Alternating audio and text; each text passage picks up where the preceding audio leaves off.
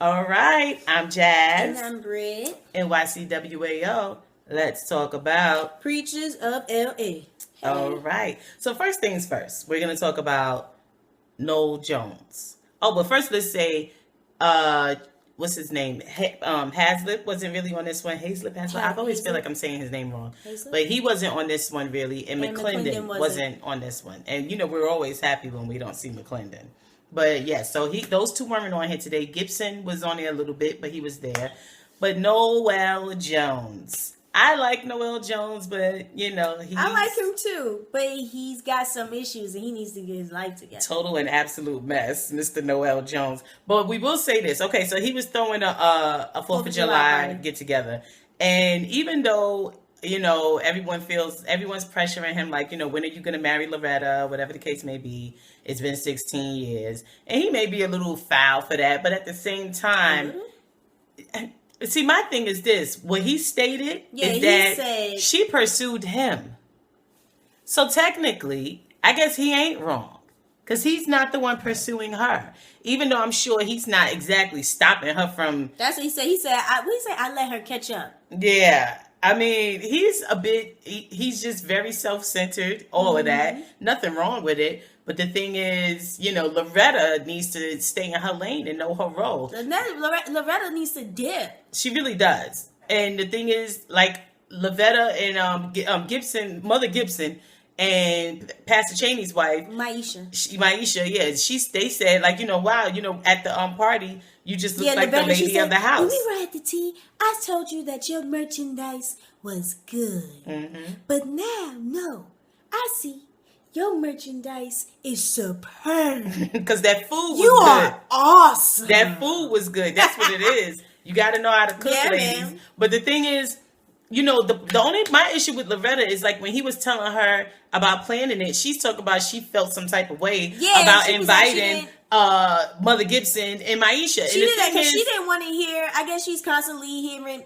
To her, I guess it's a mirror on herself. Like, yeah, I'm stupid because I've been sitting here and she's constantly saying 16 years, and everyone's like, okay, well, what y'all about to do about this? The thing is, she played herself even saying that you're not his wife. You are not the lady of the manor. So you're hosting. But he's having her host these things and be up in the mix as if she is. So she's a friend. He said it. That's all it is. My friend. That's all we are. My friend is not going to be up in my house like that and hosting the party from my house that I throw every year. Even though she's pursuing him, he's letting her do it. The thing is, he has yet to tell her that they are anything other than friends. That's true. And all she has to say is, sir, because the thing is, not once did we hear them talk about a fee, but see, also, he invested in her business. So he probably feels like, of course you're going to come over here and cook. It wasn't just about the cooking, though. Listen, she's hosting that party because she wants to. But the bottom line is you are not his wife. So she doesn't have any rights to be saying who is invited and who isn't. Yeah. He's the one he said, do this, do that, do that. But in her head, she's on I felt some type of way. You don't have a right to it. She doesn't. But she doesn't even have the status of girlfriend. She's talking about, when are we going to get married? How can you talk about marrying somebody and he's not even giving you the status of girlfriend? Yeah. You're not even his girlfriend. You are his friend. And he made that very clear. Too clear. In the first episode. Too clear. That's when she was supposed to take a step back. When he said that. When he said, we're just friends, period. She was supposed to take a step back then, like, oh, okay, this isn't going where I think it's going. Like I said, you wouldn't have to question what you are if you wasn't doing more than what you are. She's his friend, but she's obviously been doing more than being his friend. Ladies, you don't have to question a friendship if you're only friends. You got to question it when you start giving up them draws. Stupid. And the reason why she's doing all that extra stuff she's been doing is because she was giving up them draws. And she feels like she's his woman, but she's not his woman. She's his friend that gives up them draws. Dang. That's why he said, that is it. That is all it is. Okay? We can't fault that man. We can't. Not for that. You can't fault him. But why he needs to? When he said he said tell her to dip. If he just wants to keep her as a friend and he knows that she's not trying to be his friend. In my opinion, he did tell her that. No, he needs to tell her that. When he said, Loretta, we are friends, that is it. When he said that, he told her. She said, because what are we? We are friends. That is it. What does that tell you? We are friends. But if they have been friends for 16 years. Listen, they are friends. But that is it. But what I'm saying, if he did not want her to keep hanging on. Listen. If he didn't, no, she's stupid. Of course he wants her to keep hanging on. Yeah, well, he needs to stop that. Because she is his friend and she gives him everything. It gives him more. Yeah, so he doesn't need anything else. Why would he? Why? But when he told her we are friends, that is it. He's being honest with her. It's up to her. Women, that's what I say. A man will. My grandmother always said, a man will only do what a woman allows.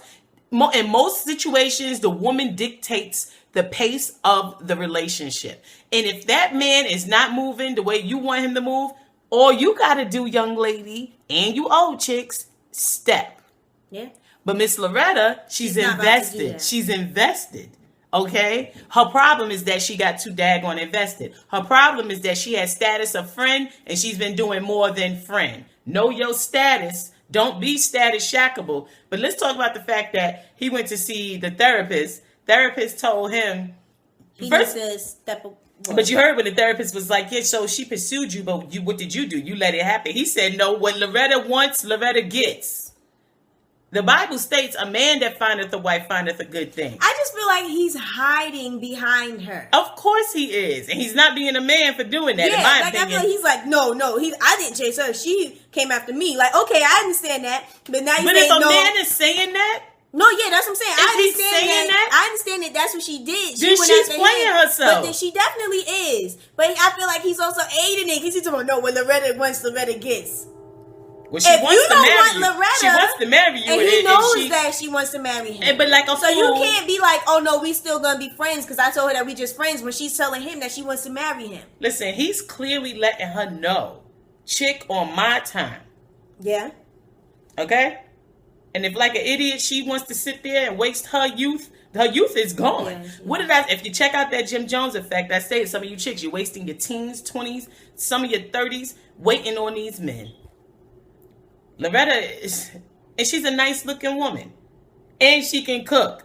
Yo, the way everybody's what Bishop Gibson said at that party. The way everybody's face, they look like they put something in their mouth and then we went. Exactly.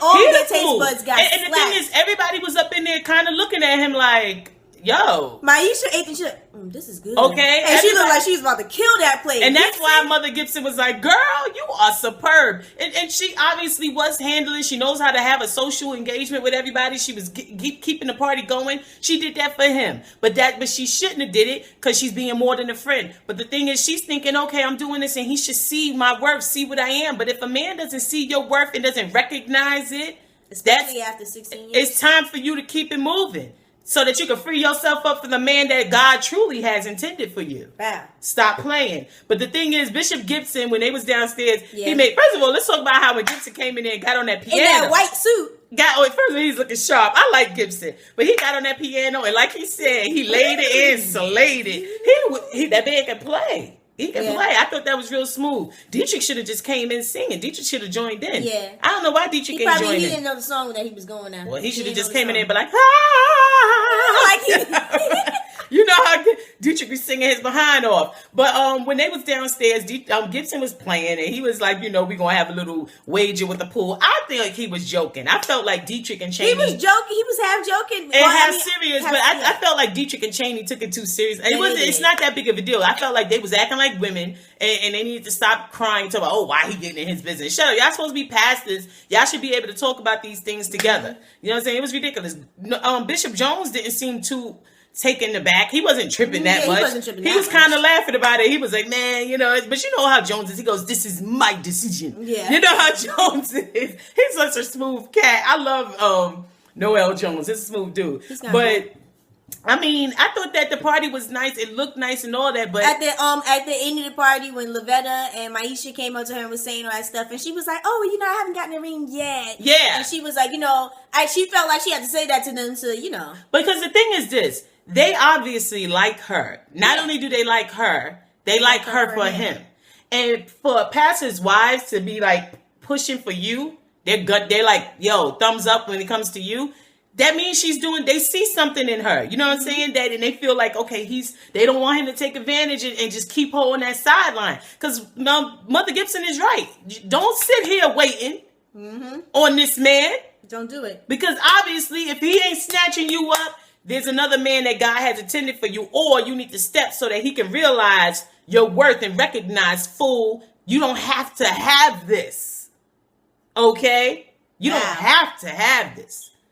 Child, please. But, when they said that to her, and that's what I'm like, that's what she has to recognize. She's seeing it as like but it's not that they're being messy or catty. They just see something in her. Yeah. And they like her. And that's actually a thumbs up for her. That says a lot about her. That they're like, yo. I think the reason when she's taking offense to it so much is because she's done with it herself. And she's embarrassed. Yeah, she's embarrassed. She knows this is mess. And she's like, and she's hurt. Yeah.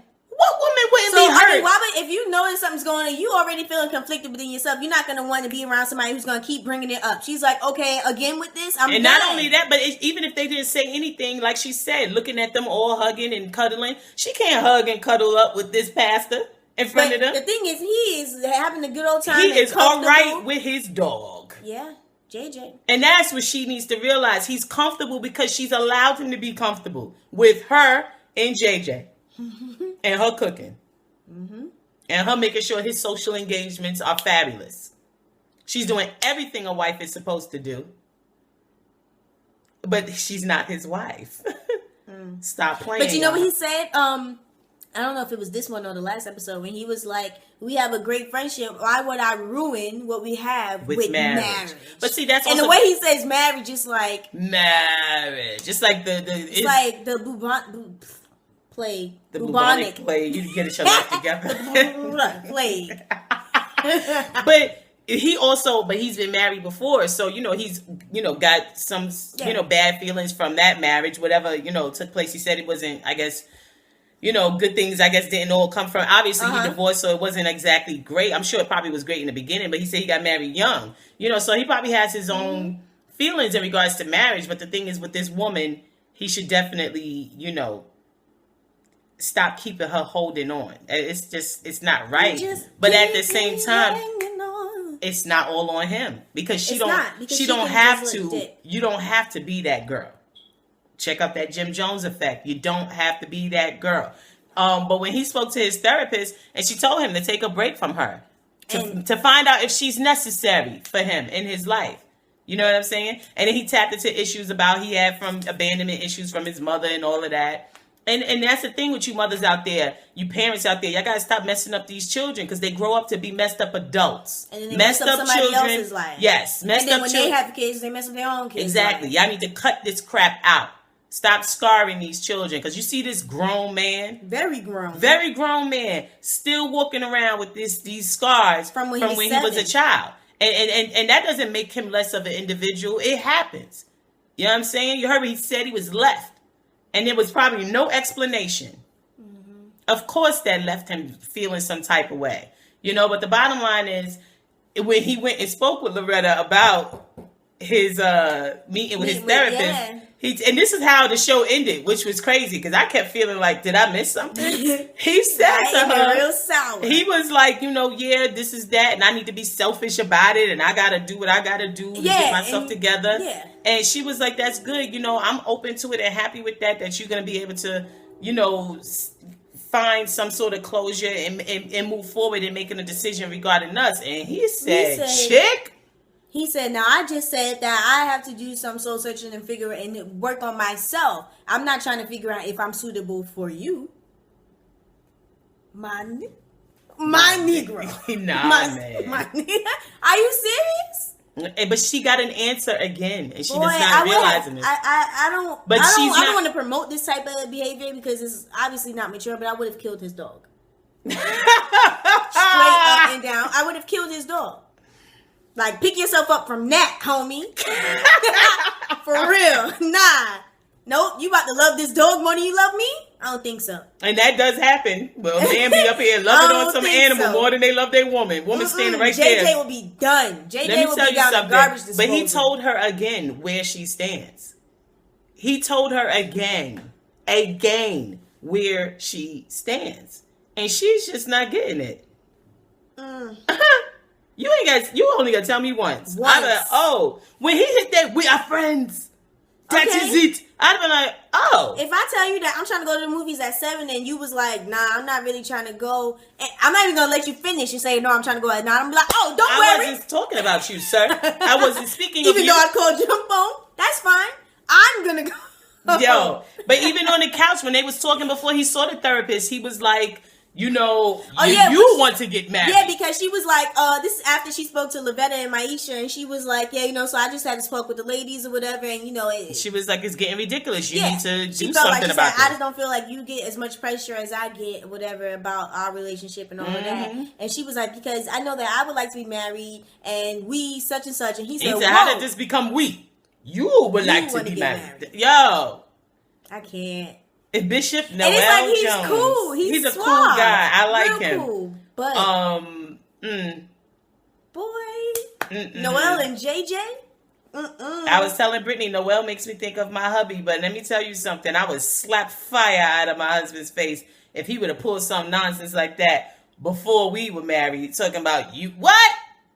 I'm not trying to find out if I'm suitable for you. Are you sure? Because that's what you're supposed to be doing. But the bottom line is, what she doesn't understand is that he's telling her what it is. Oh! No, hold on. When he was talking to Dietrick?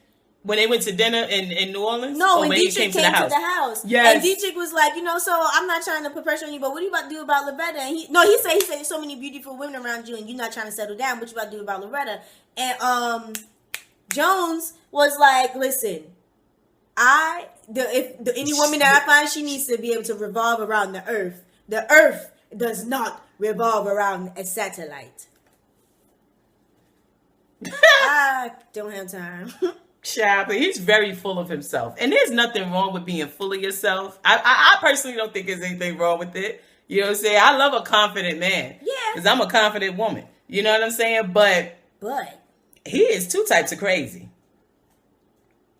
Noel is crazy. But he's comfortable being single. He is. And like I said before, it's rare for pastors to be single. But he was previously married. But he's comfortable. And the thing is, she's allowed him to be comfortable with her. Ladies, don't let no man get comfortable with you. Word. You not his wife, and you gonna allow this man to get comfortable? Nope. You will never be his wife. Never. Ever. Moving on from Mr. Noel, Dietrick, right? So Dietrick, you can tell the way Dietrick interacts with Bishop Jones that he has a high level of respect for him. You can tell. Because he doesn't flip out the way he flips out. He does not flip out with him like he does with Gibson and other people. You can tell he holds Jones in a high regard, and he respects his opinion as well. Because even when Bishop Jones says things that's contrary to what Dietrick is doing, he doesn't seem so affronted. And he's like looking at Bishop Jones like, I guess he looks at him like a mentor or older brother and stuff like and I think that's good though, because younger, especially in church, amongst the church elite, I told you, we preach as kids, and it's like when you in church, it's that the people who are older and doing things, and if you see something and talent in the younger people, or even if they're not younger, if they're just someone, even if they're your age, if you see a talent in them, you see a gift in them, you're supposed to nurture it if you're able to. Mentorship, I think, is very important, and you don't have a lot of that, especially in the black churches. You know what I'm saying? Amongst the church elite, they like to pick who they want to mentor, and it depends on what type of attitude you gave them, and if you are in agreement with them at all times. And it also depends on who your mama is, who your mother is, who what preacher kid are you? You understand what I'm saying? And and within the church, you do have a lot of people who tear down younger people when they see talent, jealousy, envy. And if that happens to you, you need to get up and say, "Oh, excuse me, mother so-and-so. Yes. My name is not Jericho, and I am not a wolf." Hello. Because let's not play. Any Christians watching, it is a true thing that happens, and we know it because we've experienced it. Especially when you preach as kids. So with Dietrick, I like Dietrick. It's just that he needed to get that lust demon together. And he needed to stop trying to... And he knew what he had to do. He said, I know that I have a lust demon. That's why I'm trying to get married. But he just needs to stop trying to... And you know how he talks? He said, they just need to let me get married. I just can't get with him trying to contort my Bible to his to fit you. But now that he's a married man, thank you, Jesus, maybe he won't be doing that no more, because I'm not with that. Don't be trying to twist my Bible around to fit what you doing. Anywho, Dietrick, like he said, I'm not gonna be, I think right now I'm not gonna be in the pulpit. Dominique put it out there. She said, no, his daddy told him to sit down. And the thing is, that's normal. What just happened? How she got pregnant? He needed to sit down. You're supposed to be set down. And I feel like Dietrick is being a little bit of a brat about it. Like, no, I feel like I can't go back to church. But I think that it's whatever his reasons are, it is the right thing to do. That he's not back in the pulpit, because his father told him to sit down. And that is the person. That is the person who was over him. That was his. You know what I'm saying? The bishop at his church. And he is supposed to listen to whoever was over him at his church. His father said, you need to sit down. Then you need to sit down. Now that he's married, I'm sure whenever he's ready to, he will go revisit and speak with his father about. It's kind of like the prodigal son. When the prodigal son left, the father told him this, and he was like, nah, I'm going to do blah, blah, blah, blah. The good thing is Dietrick is not saying, I'm going to still just go and preach. What? When I was reading the Bible, I think I missed that part when he said, I'm going to blah, blah, blah. Shut up. I didn't the good thing is that Dietrick is not just listening to what Bishop Jones and everyone's telling him, you need to get back to preaching. He's respecting what his father told him. And y'all need to pay attention to that. And that's a good thing. Even though he may feel some type of way about his father telling, setting him down, he's at least staying true to what his, listen, you need to sit down for a minute. And even though he's just singing, I don't agree with Bishop Noel Jones saying like he needs to be in the pulpit preaching, because singing is a part of ministry. Yeah. He's singing gospel. That's ministry. You know what I'm saying? You don't have to be in a pulpit to minister. And a lot of people don't get that. You don't have to be in the pulpit. You don't have to always have the collar. You don't have to do that just to minister. You can minister anywhere. And when he was walking down the street and he laid hands on that woman, I said, see, that's the Dietrick that I like. From the first episode, when he got at McClendon and Gibson about the whole thing of needing money and your entourage taken care of, he was absolutely right. And that's the one thing Dietrick, out of all of them, he has that in his core where he understands ministry it's not about what we getting paid and success. Yeah, we like all of that, and that comes with it, which is great. But the core of it is ministering to whomever, whenever, wherever, whether there's a dime or not. You understand? And I respect that about Dietrick. I thought it was real funny though when Dominique was like, yo, go wash your hands, kid. He's like, what? That joint was really funny. But Dietrick at the Essence Award, man, he got up there and he sang his behind off. Love the way Dietrick sings. He's able. That boy be up there. That boy be doing his thing. Yeah. I mean, how long has that song been out? Who knows? But Dietrick be singing the heck out of that daggone song. But yeah, it was pretty. The episode was, it was all of that. And then it was Cheney dealing with his situation. Oh, yes. With his wife, he needed an executive pastor. But wait, let's talk about when they was at the barbecue, how he threw her out there. Yeah, talking about you're gonna leave the food in the aluminum pans. My grandmama don't like that. Like, it's kind of ghetto. Well, don't eat my ghetto food. Mofo, you could go change these out and put them in another pan. Or you could get your grandma to come in here and change them out. I'm sorry, Granny, you coming over here. You better sit down and eat. But I didn't like that. I thought that was out of... I didn't like that he did that. It was like, what? And then when the grandmother was sitting down, he was like, yeah, Granny, I know you don't like these, but this is what's in there. Whoa. That was not cool. I didn't like that. And it wasn't even a joke. Nobody laughed. No. Like, what you doing? But when he was talking about how, he's happy that the church is growing, but that day-to-day, like demands is getting a little crazy for him or whatever. And his grandmother was like, Yeah, she gave him that look like, what's your problem? She said, how you think your granddaddy would feel if he heard you say that? Why you so hard on me though, Granny? Yeah. You know what? You can take a plate to go. If it's like that, you could definitely take that plate to go because you're doing a little too much. You stupid. No, but he started doing too much when he was talking about them aluminum pans. Because he know how his grandmother is, obviously. Listen, he could get, she might have been doing a little too much. You can eat this on the porch. Nah, but we can't put grandma on the porch. You gotta respect your elders. No, we gonna walk her nicely to the car. And open the door for her. You gotta respect your elders, Get out of here. Nah, but so when he went to his church and he was telling them how, his wife wanted to take the job as executive pastor to be able to help him out and stuff like that. And he said, no one knows me better than her. Of course, who knows a husband better than their wife? Mm-hmm. And the pastor's wife. And he said he can't fully put his trust in somebody else to speak or make decisions on his behalf. They're going to do exactly. Yeah, I don't know what that was about. But they're going to do it. She's going to do 9 out of 10 exactly what he would have wanted to be done. And them fools said to him, they don't think it's a good idea. Yeah, she's talking about, well, Pastor, let me ask you this. First of all, don't start talking to me like that. Let me ask you this. Why do you want your wife to be the executive?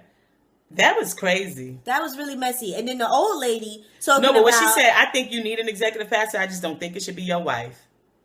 First of all, you're not going to sugarcoat that a little bit for me? And then the other dude sitting next to her, I don't even know. I think he said it'll seem like you favoritism. You doing favoritism. It's like, but homeboy, you're gay. Well, we don't know if he's gay. He did sound gay. He said, I mean, because it's gonna seem like you doing favoritism. my brother, you should just keep that track closed. Yeah, first of all, I didn't like that at all because I felt that was disrespectful. I understand he brought it to the pastor's board. It's about your wife. Her name is First Lady Cheney. Cheney. They sure didn't say First Lady Cheney. Wouldn't be me. I punch you in the name of Jesus Christ. In Jesus' name.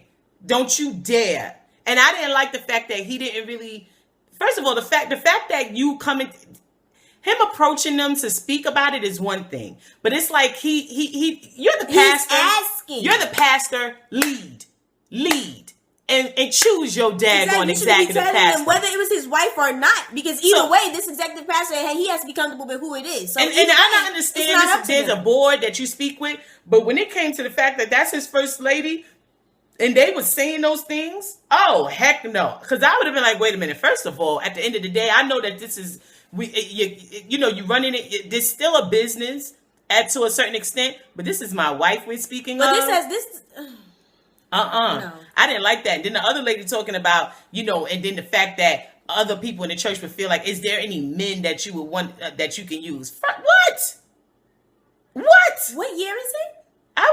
But the thing is, there are still with the senior citizens today, bro. But there's still churches that where it's like that. Like for instance, like the diocese, like where we cool JC women.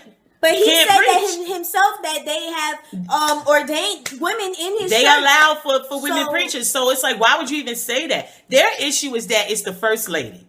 And the thing is, I didn't understand why he didn't address the fact that they had an issue with it being the first lady. But to me, that makes sense. How you have an issue with my first lady being my executive pastor? You feel me? Like that was lots of shade thrown at his wife. And then later she's crying, talking about, I don't have any ulterior motive. Why would you feel that you have to explain yourself when it comes to your husband, pastor of this church? You shouldn't have to explain nothing. Ulterior motives. What has she done? What is she doing? She's the first lady. Like, what are they talking about? I thought that was insane. When they was doing whatever, what did he have, a book? The book signing or something like that. I guess they feel like she's very anal. But you need, if you're talking about an executive to assist him, you need somebody who's anal. You need somebody who's very detailed oriented, and they're gonna make sure that everything is. They're gonna cross the T's, dot the I's. Mm-hmm. But the bottom line is that this is his wife. Respect her status, and that's her mind. Respect her gangster. But that's often the problem in a lot of churches. You got people who want to overlook the first lady, and sometimes people can be very disrespectful to the first ladies of the churches. Like, I was talking to pastor. What?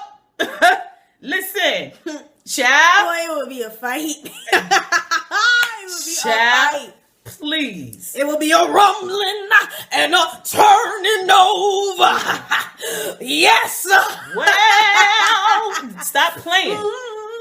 That was ridiculous, though. Yeah, I mean, it wasn't. I didn't like that, and I felt like and the other lady, after the older woman said that about the men, the younger girl was like, yeah, because the older people in our church, they might not respect her authority, and because they will feel like a woman cannot lead a man. But why would you not respect your first lady? That is insane. That is insane to me. A woman cannot counsel a man, something like that. Like your first lady, my brother. She is his wife. First of all, she's his wife, so she's his right hand. What they think she do at home? You think she not counseling him? Exactly. Get out my face.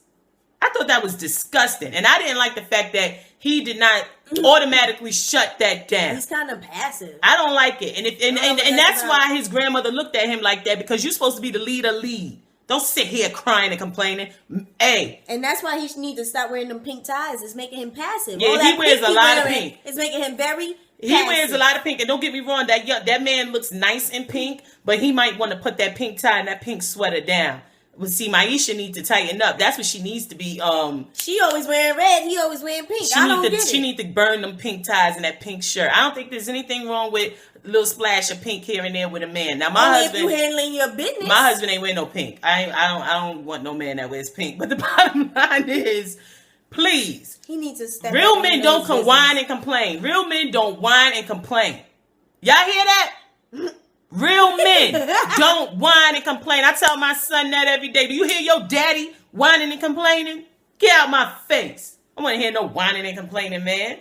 Y'all better tighten up. And you women out there better stop playing these games and staying with these men for 16 years. Get your life, Loretta.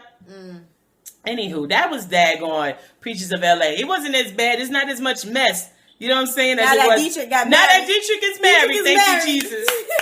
Congratulations to Dietrick and Dominique. Now that they married, you know, it's not as much mess. But let's talk about, remember when they went to, he talking about going to Louisiana. It's kind of, it's a little like mini honeymoon. No, it's not. You're there for the Essence Awards. You were there to work.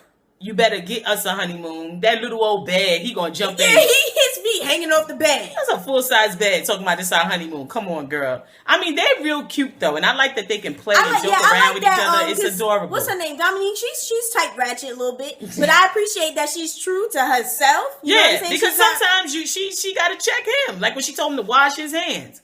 Or like when she told him when they was sitting there with Bishop Jones, and he was like, "Let's toast Loretta," and she said, "You being messy." That's messy. I think they're cute though, and now that they're married, they can really just have fun with each other, which is outstanding. But you know, Dietrick is just a trip. But I like them. I like Dietrick. This episode, I guess, would be Turn Up. Mm-hmm. I liked it. I thought there wasn't much. Worst part, but the part that pissed me off was Cheney's boy. Yes. Pastor Cheney's boy gets a status report of mess. Mm-hmm. Pastor Cheney gets a status report of mess because I felt he didn't stick up for his wife enough. Mm-hmm. And he wasn't leading. I didn't like that.